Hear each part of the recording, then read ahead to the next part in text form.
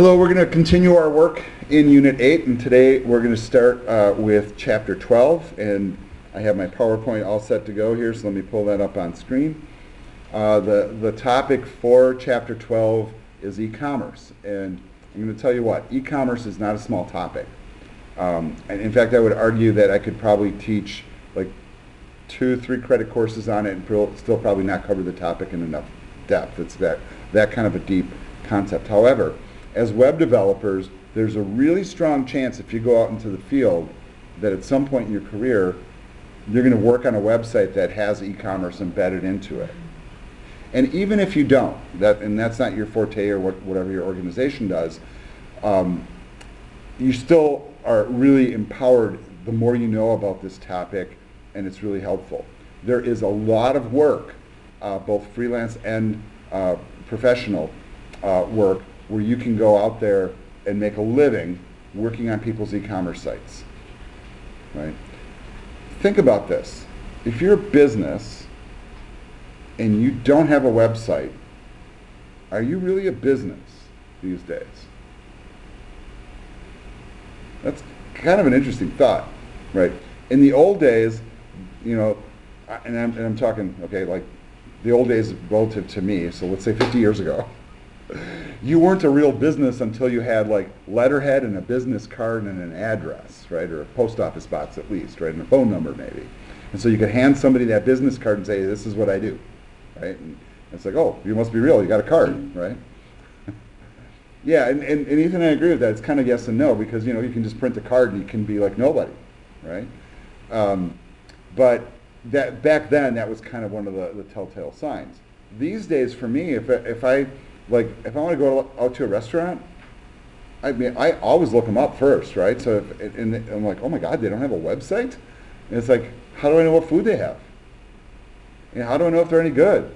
Where's the Yelp reviews? You know, I mean, that kind of thing. And so that I think it's become that kind of important. But you can have a website, and your website can be what we call a brochure site, okay? And what a brochure site is, it's just a site that contains information about the organization. So where you're located, what you do, you know, if you're a restaurant, what food you serve, maybe you got the menu or your specials on there, your hours, phone number, address, etc. That's the kind of stuff you put on a site. All right, so let's actually dig into the materials that they got here and start rifling through them. These are the topics for the chapter, so we're going to basically look at this whole thing that is e-commerce in a number of different ways. And then look at some of the issues related to it and some of the technologies related to it. And even if you don't delve into this, it's really good at least to have some sort of an overview so that when you walk into a conversation and somebody throws out like an acronym like EDI, you're not like, what? You know, that you really kind of understand what that stands for. All right, let's start with definitions. So, per the author says, what is e-commerce? The integration of communications, data management, and security technologies to allow individuals and organizations to exchange information related to the sales of goods and services. Now that's pretty wordy, frankly. And you know what? To me, what e-commerce is, I can go online and I can buy something. And it shows up soon, I hope, right? But e-commerce really is a little bit more complicated than that. You know, so I think like the classic example is like we hop up on Amazon, we click our thing, put it in our shopping cart, click, pay, whatever, and the next day it shows up, or maybe even the same day if you live in our area. But it can really involve a whole lot more. The major misconception we get about e-commerce is this. From the standpoint of the consumer, which we all are, we think of e-commerce as hopping up on a website, putting something in your shopping cart and checking out. But I'm going to tell you folks, that's only one aspect of e-commerce. It's the format that we think of the most because that's what we use the most. But if you talk to people that work in large organizations, they think of e-commerce in a little bit different way. Yes, they think about it in that way as well, but they also think about it at higher levels. And also, e-commerce can include not even the buying and selling of goods, but just doing financial transactions, for example. Like if you've ever paid anybody by PayPal. Have you done that? I've done that, right? So I've done some business transactions where I needed to pay somebody for something, and instead of writing a check or going to the bank and getting some cash, it's like, what's your email address? You got a PayPal account? And email them payment, and it shows up in their account. That's also e-commerce, right? Not buying and selling anything. Well, maybe I was paying for a service at that point, I suppose, but I've also seen people, I'm not one of them, but I see people give people Christmas gifts that way. So instead of like putting an envelope in a card, they PayPal money over to their kids, when they're at school or something, All right. So why do businesses like e-commerce? Well, businesses like e-commerce because they can sell stuff without a storefront. When Walmart moved into town, a couple decades back, they built these giant stores, and all the little moms and pops were getting pushed out of business. A lot of them did, right? A lot of small stores closed down.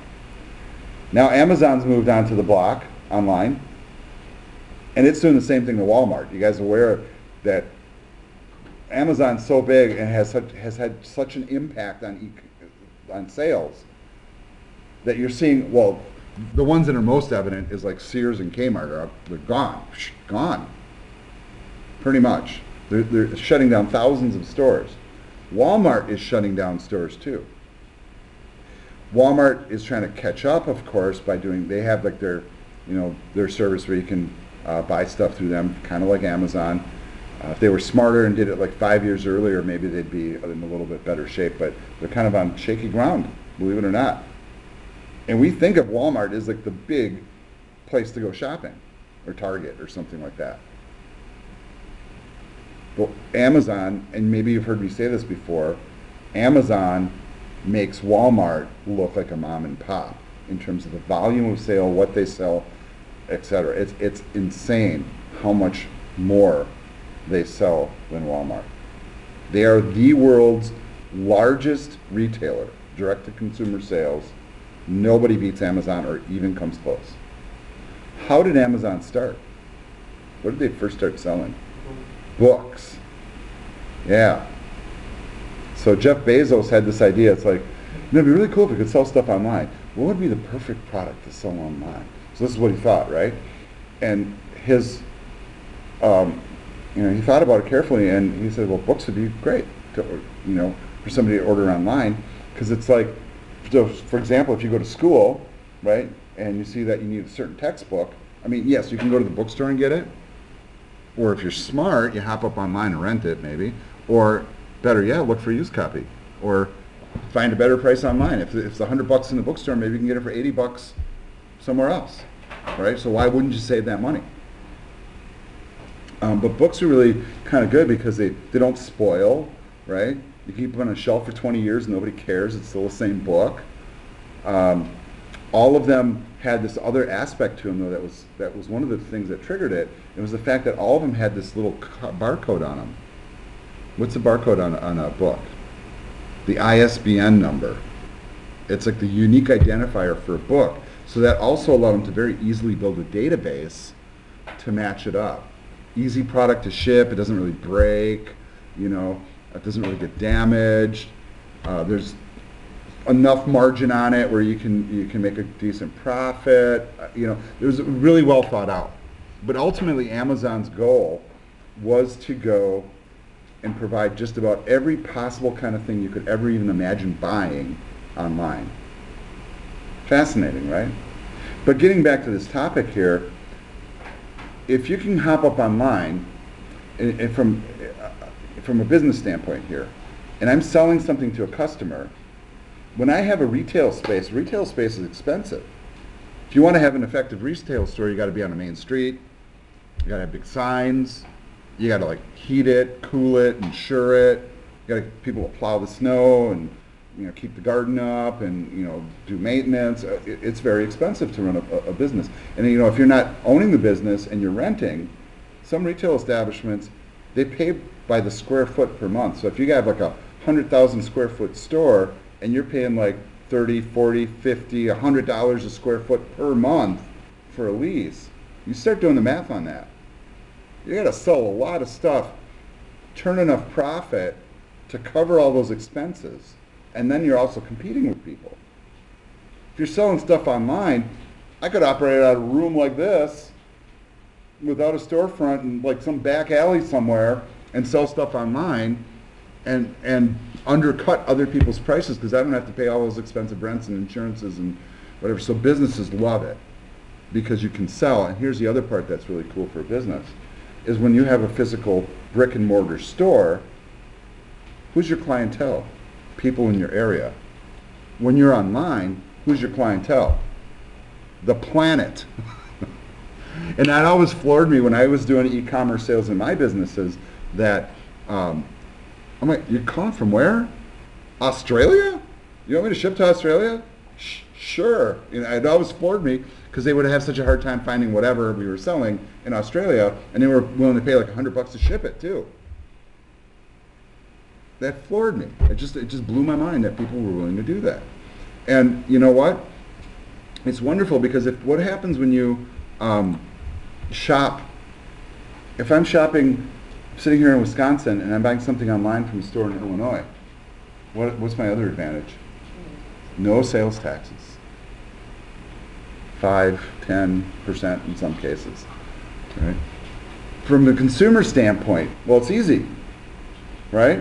If I want to buy a little doodad, like I need to buy a little dongle for my other laptop, and I mean, I can run out to Best Buy on my way home and find one, and maybe they have one, and maybe the price is okay. Or I can hop up on Amazon and go, oh my God, it's half the price of Best Buy in the store. And you know what?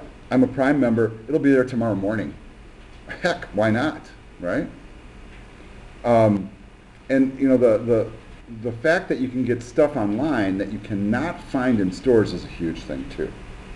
You go to stores are only going to carry the stuff they know they can sell, because if they don't sell it, then what do they have to do? They have to like clearance it out. Or donate it to someone who can sell it? Yeah, all sorts of stuff like that happens. But you have more choices. It's easier to comparison shop. It's also, if you do it right, you can really create a good clientele that way. All right. So what some of the risks for businesses?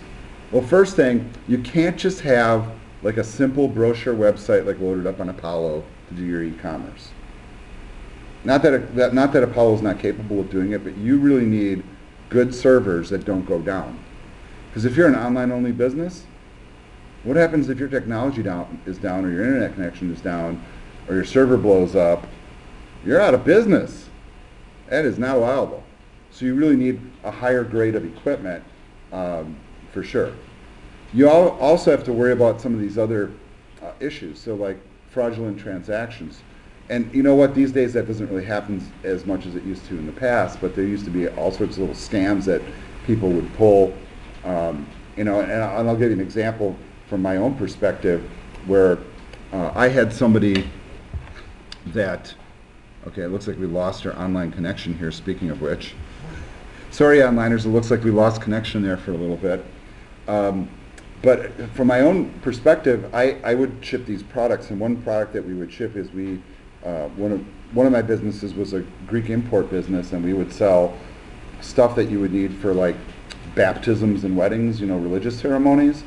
And so, for example, if you're getting married in the Greek church, you have to have wedding crowns and candles and all this stuff. And we would create that stuff, pretty high-ticket items. So if somebody would buy a set of that stuff, it might be $300, $400, or $500, right? We put it in a box and ship it out. And I would send stuff, so somebody calls up or online, adds to the cart, we put it in a box, we ship it, UPS, get a signature on the far end, it's all insured and everything, and then they go, I never got it. I'm like, but I got your signature right here on UPS. And they call their credit card company, and the credit card company always sides with the consumer. And I had that happen to me a number of times. And and there's people that know that the credit card companies do that, so the credit card companies pull the money back, but you're out the product even though you totally sent it to them, and they totally got it. And the next day they're posting their pictures on Facebook with them holding the stuff. But the credit card company still stands with them. So you get burned. So that's one thing that happens. Yes? I was going to mention told us that he used to work for this former company where they fired this former employee, and he hired someone from the dark web to send DDoS attacks to them, and they shut their whole server down. Yep. And they had to upgrade to a whole new system. It cost them close to $1 million. Yep. Yeah, and that's kind of in a different category, but that's like a malicious cyber attack that was planned from an internal party, right? Yeah, that's pretty scary stuff. Now, move on to the next bullet there. This is kind of weird, right? Most of us, have all of you guys shopped online? Is that a fair assumption? Yeah, I go to eBay. All right. But you know what? There's a certain segment of the population, it's more in my age group that's like this, where they don't want to buy anything online. They don't want to check their bank account online, none of that stuff, you know, because they don't trust it. And you know what? Those are probably the same people that click on the little ads and get all the viruses too. So that's probably okay. The other thing that's kind of a weird thing with, from the business standpoint is when you go out on the internet, all of a sudden you're not just competing with, you know, the other store down the street, you're competing with everybody. So it might be a great price in your area, but it's like, oh my God, how are they selling that for that cheap? And that was a reality check for me too, because I would do direct product importing and resell it, only to find out that the person I'm importing it from is like selling it to somebody else for cheaper, and they can totally undercut your price. So how do you stay in business with that? That's really a challenge, right? And you really have to shop around. And I'll tell you what, a lot of times when you find stuff online that seems like a good deal, and I just had this experience where I bought a part for my car. So my mechanic's really cool. He's like, oh, you need like a vacuum brake booster hose. You know, yeah, what's the thing, right? It goes from the vacuum pump over to the brake booster in your car, and it gives your pedal the power to stop, basically. And that part had failed, and he's like, well, if I have to go to Napa to get it, it's going to be like 80, 90 bucks, but you can get it on eBay for 20, right? So I'm like, all right, I'll get it on eBay. And actually I found it even cheaper. And then when he got it and I had it shipped direct to him, he's like, I made it work. It must have been a manufacturing flaw. No wonder it was only 20 bucks. Because it was a little too long and whatever, but he was able to manipulate it and make it work.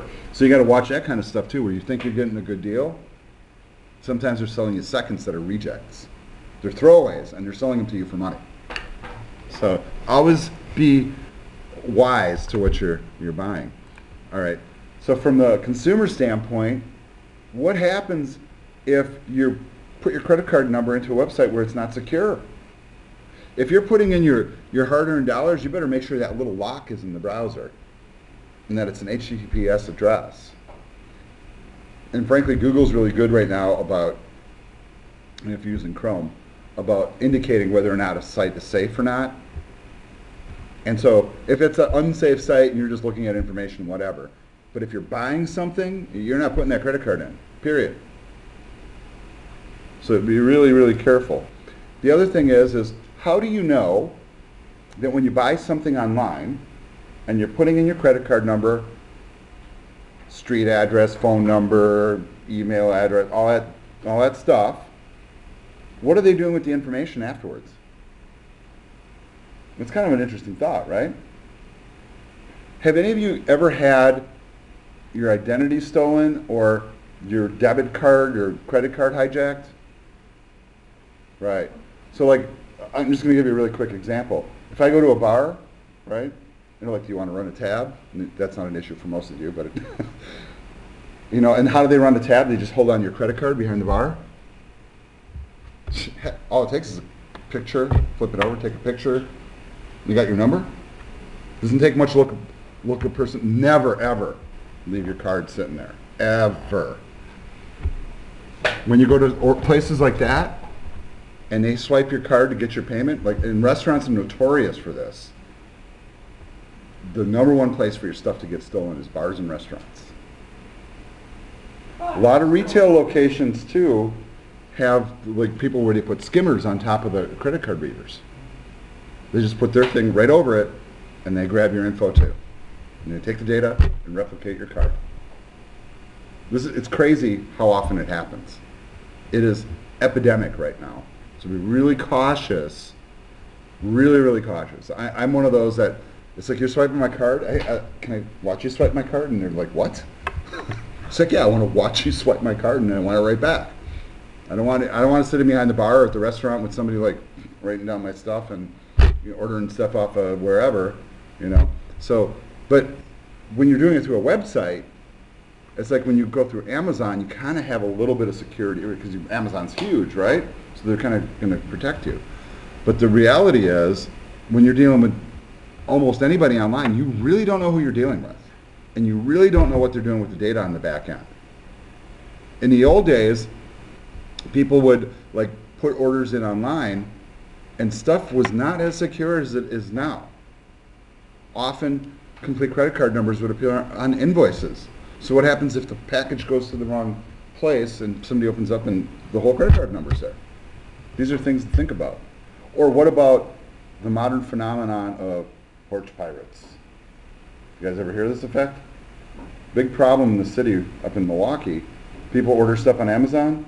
Amazon comes by, they leave it on the porch. Nobody's looking, I'm grabbing the box, I'm going. Could be an Xbox, right? Could be a laptop. Could be, who knows? It happens a lot, and you know what? The professional firms like UPS and FedEx, they're much more careful about those things. And their insurance is much stronger. Amazon delivers their own stuff. I will tell you that I've had situations with Amazon. And here's the thing. I ordered this piece that went inside my washing machine. It's an impeller. So I have a front motor, it spins this way. And one of the plastic impellers on the inside broke. It fell off. So I ordered one, right? It was like $10 or something.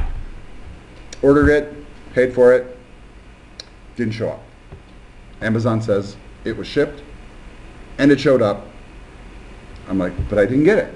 I'm like, all right, okay, fine, we'll send you another one. Send me another one. Disappears again. It took 3 shipments before I actually got the product. And on the 3rd shipment, they would not give it to me unless knock on the door, shake the hand, like face to face. That was the one reason to order with Amazon, because a lot of other shippers would say, too bad, you got to buy it again. Right? There's the thing you mentioned about like people saying they never got it. Amazon, I think they only will give you 20% back of what you bought because some of like you bought it then. Yes. Out of those, Yes, absolutely. And see, I used to be, this is kind of complicated, but I used to be an Amazon merchant. So a lot of the stuff that you buy on Amazon is not actually coming from like the Amazon warehouse. It's actually either fulfillment by Amazon or buying from a third-party vendor. So you're buying from a third party. Sometimes Amazon keeps it in their own warehouse, or sometimes a third party is shipping it. And it's particularly difficult in those environments, with returns. And so I always say, I prefer, if I'm going to buy something online, I prefer to buy from an organization that also has a physical store. I mean, that's me, because I know that there's a better chance of me getting a proper return if I have an issue. And that's a really big thing online. But yeah, a lot of people have worked out scams to defraud it. Because you could think from Amazon's standpoint, if my washing machine part was like $100 instead of $10, they probably wouldn't have shipped it out a few times, right? And the reality is the part probably costs $1 because it's plastic, but it's specific to your machine. So, all right, let's talk about the different types of, business models out there on e-commerce. And the one that we think about almost exclusively as consumers is the first one, and we think that's all of e-commerce. Here's the scary part of it. Business to consumer means you're buying from a business selling you a product or a service. That's not the biggest e-commerce segment, folks. The biggest e-commerce segment is business to business. So that means organizations buying from other organizations, either on a wholesale or a different level. So for example, if Gateway buys the computers you have sitting in the classroom here, we're buying it. We're not like going to Best Buy and saying, hey, I need like 50 desktops. That's not what's happening. Is they go to like certain organizations online and they fill out the specs and they custom build the systems and then they deliver them. And that falls in that, and actually I guess that might be in the business to government standpoint. So business to business, businesses selling directly to each other, not to the consumer or to government. But what about the third one, consumer to consumer? eBay is a perfect example. Although eBay predominantly now is businesses selling to consumers, but in the old days there was a whole lot of individuals like, hey, I've got an old whatever and I'm selling it on eBay, and we would auction it, and now they have all these like buy it nows and whatever. And the interesting thing is, I've done a lot of consumer to consumer buying. So like the car I'm driving today, I bought on eBay. That's kind of weird. What? Yeah, not only that, it wasn't even in Wisconsin, it was in Florida. But, it's a Florida car, no rust. It had all the stuff that I wanted. Great price. Won the auction, flew down, drove it back. Made a little vacation out of it too. So, but another real big consumer to consumer mechanism, have you guys ever heard of Craigslist, right? And there's no e-commerce that actually happens there, but it enables commerce. And it enables consumers to sell directly to each other. All right, when it comes to how do businesses and governments order stuff, now this is kind of bizarre. There is this technology called EDI. And EDI is basically a way for people to automatically order stuff electronically without having to go through a traditional process of like purchase orders or getting on the phone or going to a website and putting it in a shopping cart. So for example, if I sold, let's say I'm a big store like Walmart, and I had this giant pile of Pepsi, sitting, and Pepsi's not even probably a good example, but let's say a giant pile of diapers that I sell, right? And then when I reach a certain inventory level, and how do I know I reach a certain inventory level? Because when the product comes into my store, it drops into the inventory system, and as we sell it, it subtracts, right? Automatically from some database. And when it reaches a certain threshold, maybe it's 10% or 20%, an automatic order is placed to order 2 more pallets or something like that. And all that is done automatically, so they don't have to pay people to do it. But these are really, really important for big organizations. Organization like Walmart doesn't have their employees inventory their product. And I remember, from the old days, like my parents would run a retail shop, and then every, like right before New Year's every year, we'd have the day where we shut the shop down, and everybody would go around and we inventory everything and make a list and see what we have on hand, so we could do our paperwork, our taxes and stuff. And the way the big stores do it now is the pallets are all encoded with RFID chips, so the moment the pallet comes off the truck, crosses the threshold into the business, it's automatically read into inventory electronically. And then every time a purchase is made, it's subtracted. Okay. Depends on the business. Yeah, that's what we call shrinkage, right? Yeah, product. So, hey, I thought we had 50 Xboxes. Now we only have 49. Right, one of them disappeared through the back door, right? Right, kind of interesting. What kind of stuff do people buy online? Oh my God. These are old numbers, mind you, so this is from 2015. But it really kind of amazes me that clothing would be at the top of the list. Now, I'm one of these people that if I buy like shoes or pants or something, I kind of want to try them on, see if they actually fit right. But if you know the brand you like and the style you like and the size you buy, heck, you can order online, right? If they have a good return policy. Furniture and home furnishings, that's way up there too. That blows my mind. I would think like electronics would be at the top of the list, but it's not. It's not at all. That's kind of a pretty interesting thing. Now, when I was doing online sales, I did kind of like weird custom stuff, but a majority of my sales was actually in the bottom category, because I imported Greek food products, and we would sell them online, and that was a really good niche for a long time. All right. So when you're selling online, now once again, these are kind of dated figures, but I think still pretty accurate. So look at these categories and the segments of the population. So if we look at men and women, the percentage that actually use the internet. Men are a little bit higher than women. I don't know if that figure is really true, but not everybody uses the internet. So who is that 10% of men or women, or 15% of women, who are not using the internet? Well, that's pretty easy. Somebody like a kid who their parents aren't letting them do it, or an old person that never wants to touch the thing, like my mom. She's like, she has no internet at home, she has no TV at home, she doesn't want any of that stuff. She has a phone, that's her thing, right? And of course, she's on that constantly. Then take a look at the age groups, and this is really telling. Yes, Cordy? People who can't afford it either. Yeah, there are people who can't afford the internet. That's kind of interesting. It's kind of interesting, actually, that we're in that situation. But I think at this point, the internet's kind of become almost like a telephone where almost every household has it. There are actually a number of young people who I've known over time that opt never to have internet service at home, and they just always go to coffee shops or wherever and use the internet for free. And I think that's more prevalent in big cities, actually, where the Wi-Fi is a little bit more ubiquitous. But if you look at the age groups, that's pretty telling too. So young people, we're talking young adults, 18 to 29, just about everybody's online. I mean, you just are, right? Now, a lot of that is because those are the people that have grown up with it. So I think of my children, they don't understand a world without internet. By the time they were 3 years old, they were on the computer or a tablet or whatever, right?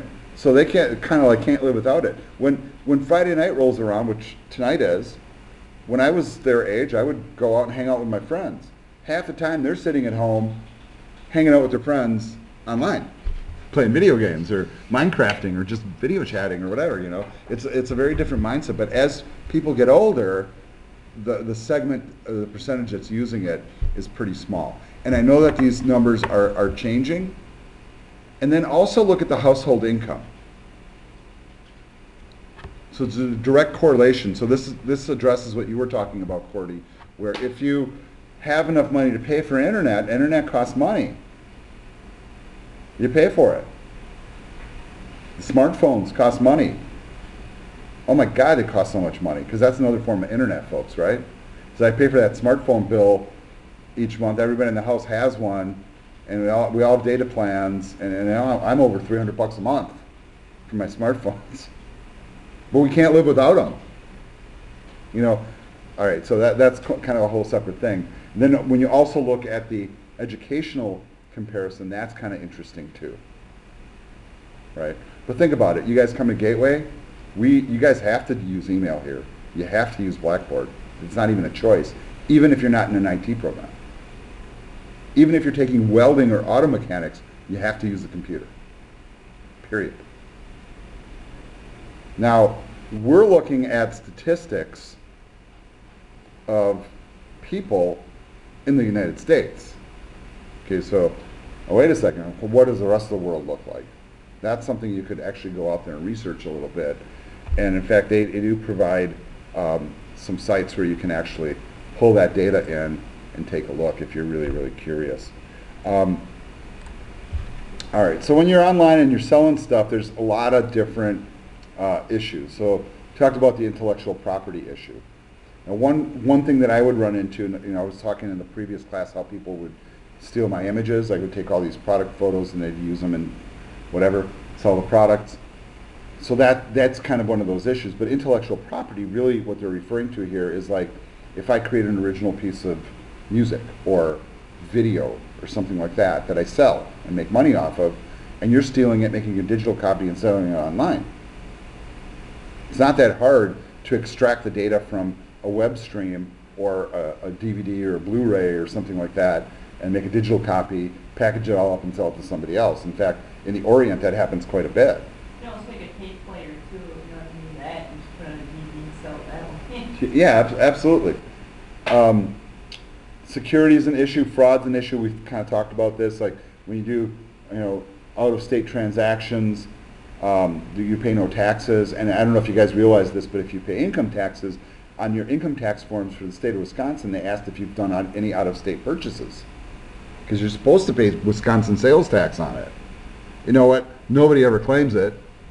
So they've been talking now about maybe having a national sales tax, or a lot of bigger companies, if they have any sort of a presence in a state, they have to charge sales tax.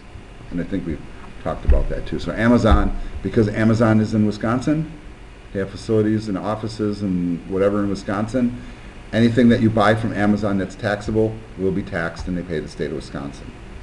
So that's a pretty huge source of revenue. And yes, international commerce. And I had some issues when I was running my businesses with international commerce, not necessarily through e-commerce, but where you make arrangements with people and sometimes they burn you. The problem is when you're working on a business level, the dollar amounts are really high. It's not like, $100, it's 10, 20, 50, 100,000, so you get into these different categories. How do we enforce security when we do e-commerce? Well, the main thing is if you are transacting online, so anything you're doing financial, banking, purchases, money transfers, anything like that, you better make sure that your browser has that little lock going to make sure that your information is encrypted in transit. If you have any suspicion that it's not, get out of there quick. Because if your stuff is not encrypted in transit, it is very easy to grab information in transit online and grab the plain text, passwords, usernames, credit card numbers, the whole bit. All right, so always look for that lock in the browser. There's a lot of different kinds of encryption, and I really don't want to go deep into this topic. It's really kind of a heavy IT topic, but there's lots of different forms. I will tell you that there's some that we consider uncrackable, and there's some that are not hard to crack at all. SSL, which is the HTTPS part of web traffic, does utilize a combination of technologies to make that happen. And once again, don't ever do anything sensitive online without that lock being present. And I would include putting any personal information out there too. All right. Here they go through this process of showing how the encryptions work, and I'm not really worried about this. You're not being tested on or anything. But basically, the whole process of encryption is to take some sort of a message and turn it into some gobbledygook that cannot be read or understood or easily decoded without the proper key to decode it. And so they talk about symmetric key encryption, and that is they use the same key on both ends to do the encoding and decoding. So maybe you've done this like when you were kids, where you maybe take like the alphabet and then you like change the letter order or something like that, or put numbers next to it or something so that each letter is represented by something else, and then you use that key on both ends to encrypt. The more powerful form of encryption is what we call asymmetric keys, where they have what they call a public key and a private key on both ends. So one key, yes, is known to the public, but you need specific keys on either end to unlock it, and that's considered really the better approach. There's also what we call hash encryptions, and that basically just transforms whatever characters you have on the screen, kind of like that little decoder thing I was talking about you might do as a kid. And that can be a primitive form, but still effective. However, these are much easier to crack. Hash encryption also is kind of interesting, because a lot of times when you go to like websites and you download stuff, there are people that like hijack websites, put up fake download screens or purchase screens, and it's like if you're downloading a piece of software, good software providers usually will give you a security hash to go with it, and what that does is it just checks to see that the file that you're downloading actually matches the key that they've put in, so that you're downloading the real thing, not like some hijacked product. SSL, of course, the thing we've been talking about, and here's a lock, right? So in your browser, just make sure that lock and make sure it says HTTPS. What I don't like these days is that all the browser people have obscured that HTTP part of the address, and so the only way you're really seeing it is through the lock, or by clicking on the lock and expanding it, or if you copy paste the URL to something else and then you see the S. But as a general rule of thumb, whenever you're logging into something, usernames, passwords, financial, anything like that, make sure that lock is there, make sure you're in HTTPS mode, or get the heck out. Okay. We talk about the technology. Another technology that's used to kind of verify things are digital certificates. And I've done transactions with people. For example, I've worked with really paranoid system admins, for example, that when they wanted to give me a username and password to a system and they want to send it to me via email, they refuse to send it via email because email is insecure. So you guys should know this. If you're sending an email message, email messages can be completely hijacked and read in transit. Think about that. So some people will use what they call digital certificates, which validates the identity of the sending and the receiving party. And unless the certificates are in place, authenticated by a third party, and then accepted by both parties, you cannot transact your communication or transaction. So that's kind of considered a pretty secure approach. There's people that you can buy. I mean, there are third parties. These are probably the two best known ones that will sell the digital certificates. So in other words, instead of you saying, hey, I'm real, somebody else says you're real. You know, they're kind of certifying you that way. So that's kind of the point of that. All right. Let's get on to the ways that you actually transact money online. So you think about like any e-commerce that you guys have done. And probably the most common way to transact online is to use either a credit card number or a bank account number to do your transactions. Most people will use credit cards. Services like Amazon and, like for example, like I'll buy like a concert ticket or something and I use Ticketmaster. They keep all my stuff in their system, so if I want to buy something, I don't have to type it in each time. And I would only do that, folks, frankly, with an organization I trust. Another thing is if you don't trust an organization and you are buying a big ticket item of any sort, most major credit card companies, I'm thinking like Bank of America and Capital One and Chase and places like that, if you contact them and say, hey, I'm about to buy this big ticket item online, like I'm going to buy a laptop, right? You can contact them and they will give you a temporary credit card single-use number just to make the purchase. And that way, whoever you're buying it from can't take that number and buy something else. It only works once. And they don't have your real number. Isn't that kind of interesting? That's a really great idea for big ticket purchase items. And for me, when I think big ticket, I think I get into the $1,000 range and I start thinking about doing that. The other thing that you should always remember too is your credit card company will stand behind you as a consumer. So one of the reasons you pay those percentages, on your cards, is so that they can stand behind you. So if you buy something online and they rip you off, they charge you more than what they said, or they didn't send you the product, you can contact MasterCard and Visa and they will step in on your behalf and get your money back. And that's pretty huge. I told you from the business standpoint how it kind of sucks, because I had customers burning me with that at the same time. But from the consumer standpoint, it is a layer of protection. There's also what we call smart cards. Does anybody know what a smart card is? Yeah, that used to be kind of a new concept, but what's happened is our credit and debit card now are smart cards. They have the chips in them, right? So in some cases, you can actually take those smart cards and wave it over a device, right, without swiping it or inserting it, right? You just wave it over. But we also now can pay with our phones, so this kind of has replaced the smart card. And then you also have digital forms of currency. Can anybody name one? Bitcoin, right. And there are people that do accept Bitcoin in payment, especially ransomware people. Not a lot of people take digital cash, but there's other forms of digital cash, and I think of like PayPal, but it really is kind of a proxy for credit card and bank transactions. But there's also apps. So for example, you know, when my kids were in grade school, we had some of the moms would like to try to raise money for something, and instead of like, you know, give them $10 or write them a check, they would use the Cash App from Square, right? And it just goes direct from bank account to bank account. So that's kind of a form of that. But it's so easy now, right, to have payment mechanisms on your phone. So like you go to like a farmer's market and somebody's got their phone, they got a little swipe thing added to it, and they swipe your card right on the spot. And if you don't have a swiper, they can hand key your thing in with their phone and get your payment.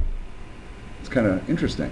And you know, and I've done that as a payment mechanism, but it's also kind of nice on a personal level, because if you ever run into anybody and it's like, hey, I owe you $50. Sorry, man, I don't have it on me. You got a credit card on you? Well, I take plastic too, you know, and you can take their plastic, so why not? And there's more than one service, but Square is the big service that a lot of companies use to do that. Yeah. Now, if you are interested in getting into the e-commerce world, you know, because the way you make money online is by selling something typically, or you know, hawking some sort of service or product. There are a lot of different ways to get into the online selling game. So you can actually go to services where you pay a fee, and they have all the software, kind of like a content management system, where you can just upload your product photos, type in the description, add a price, pay them their monthly fee, they process the credit card, they hook you up to shipping services, and it's all kind of bundled in, and it's a monthly expense, basically. You can also get software, or download software. Some of it's open source, some of it is paid, where like, you know, OS Commerce and ZenCart and whatnot, that you can use, load up on a website like a content management system, add your products in, but you do it all manually. You're not paying a service. You're buying the software once, and then it's up to you to do all the rest. Or you can pay somebody to do it for you. So there are big commercial organizations that will do this for you.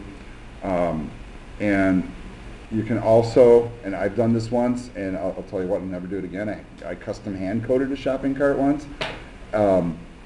Because frankly, I just didn't know better at the time. I thought that's how you did it. And I didn't know that you could just go buy one off the shelf and plug into it. But if you're walking those grounds, make sure you're dealing with a reputable vendor. Right, because they're going to have information about your back-end stuff that maybe you really don't want to know. The other thing that you can do is you can use systems that are already in place. So for example, if you wanted to sell something, it's not that hard to put stuff on eBay. And then eBay, through their PayPal thing, handles all the payments for you. When you should know this though, whenever you're selling like that through a service like that, whatever you sell for, they're gonna take a little percentage off the top. And you know what? That happens anytime you use a credit card too. So every time you walk into a store and you pay something with a credit card, the vendor, the average is about 3.5% no matter what advertisements you see. That's the average amount that the vendor loses on that transaction. So why is it you walk into the gas station and they say minimum $10 purchase? Because, you know, they're losing money by you using the plastic. Yeah, and some places do that. But here's something you should know. If you have a Visa or MasterCard logo on your card, the merchant is required to accept it, even if you're making a purchase for 1 penny. And the merchants that tell you you can't, they're lying to you. And really what they should do is they should say that if you're paying less than X amount, there's a service fee. And the funny thing is, the problem is the rates for merchants can vary so widely. Some people have like cards with like bonus miles or points or whatever they earn, like gold cards and platinum cards.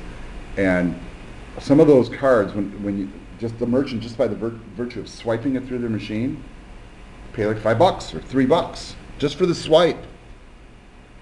That's how the person's earning their points and their miles. So you do get organizations, you know, like why does Woodman's not take credit cards?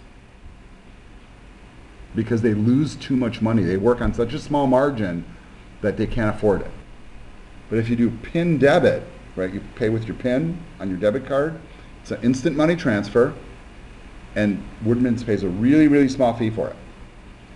It's almost as good as cash. It's kind of interesting that way. All right, that kind of wraps the chapter, but a lot of interesting topics here. Let's take a 10-minute break before we come back and talk about the next chapter.